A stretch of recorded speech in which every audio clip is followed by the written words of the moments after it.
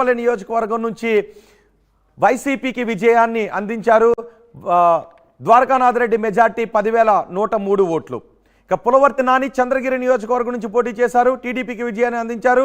43,852 ఓట్ల మెజార్టీని పులవర్తి నాని సాధించారు. నల్లారి కిషోర్ కుమార్ రెడ్డి పీలేరు నియోజకవర్గం నుంచి పోటీ చేసి టీడీపీకి విజయాన్ని అందించారు. 25,081 ఓట్ల మెజార్టీతో నల్లారి గెలుపొందారు. ఆరణి శ్రీనివాసులు తిరుపతి నుంచి పోటీ చేశారు. ఆరణి శ్రీనివాసులు జనసేనకు విజయాన్ని అందించారు. 61,956 ఓట్ల మెజార్టీతో గెలుపొందారు. షాజహాన్ బాషా మదనపల్లె నియోజకవర్గం నుంచి గెలిచి టీడీపీకి విజయాన్ని అందించారు. 5,599 ఓట్లతో గెలుపొందారు. బొజ్జల సుధీర్ రెడ్డి శ్రీకాళహస్తి నుంచి పోటీ చేసి టీడీపీకి విజయాన్ని అందించారు. 43,304 ఓట్ల మెజార్టీతో సుధీర్ రెడ్డి గెలుపొందారు. రామచంద్రారెడ్డి గెలుపొందారు. వైసీపీకి విజయాన్ని అందించారు. పొంగనూరు నుంచి పోటీ చేసి 6,095 ఓట్ల మెజార్టీతో రామచంద్రారెడ్డి వైసీపీకి విజయాన్ని అందించారు.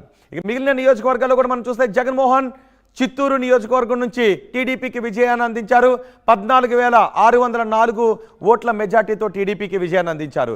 చంద్రబాబు నాయుడు టీడీపీ అధినేత చంద్రబాబు నాయుడు కుప్పం నియోజకవర్గం నుంచి 48,006 ఓట్ల మెజార్టీతో చంద్రబాబు గెలిచారు. ఇక పిఎం థామస్ గంగాధర నెల్లూరు జిల్లా నుంచి టీడీపీకి విజయాన్ని అందించారు. 26,011 ఓట్ల మెజార్టీతో థామస్ గెలుపొందారు. అమర్నాథ్ రెడ్డి పలమనేరు నుంచి గెలుపొందారు. టీడీపీకి విజయాన్ని అందించారు. 20,122 ఓట్ల మెజార్టీతో పలమనేరు నుంచి అమర్నాథ్ రెడ్డి గెలుపొందారు. గాలి భానుప్రకాష్ రోజాపై గెలిచారు. నగరం నుంచి టీడీపీకి విజయాన్ని అందించారు. 45,004 ఓట్ల మెజార్టీతో భానుప్రకాష్ గెలుపొందారు. ఇక మురళీమోహన్ పూతలపట్టు నియోజకవర్గం నుంచి టీడీపీకి విజయాన్ని అందించారు. 15,634 ఓట్ల మెజార్టీతో మురళీమోహన్ గెలుపొందారు. కోనేటి ఆదిమూలం సత్యవేడు నియోజకవర్గం నుంచి గెలుపొందారు. టీడీపీకి విజయాన్ని అందించారు. 3,739 ఓట్ల మెజార్టీతో కోనేటి ఆదిమూలం సత్యవేడు నుంచి గెలుపొందారు. మిగిలిన నియోజకవర్గాల్లో కూడా మనం వివరాలు చూద్దాం. అనంతపురం వెళ్దాం. అనంతపురం నియోజకవర్గం కూడా కూటమి క్లీన్ స్వీప్ చేసింది. అనంతపురం నియోజకవర్గంలో మొత్తం 14 అసెంబ్లీ నియోజకవర్గాలు ఉన్నాయి.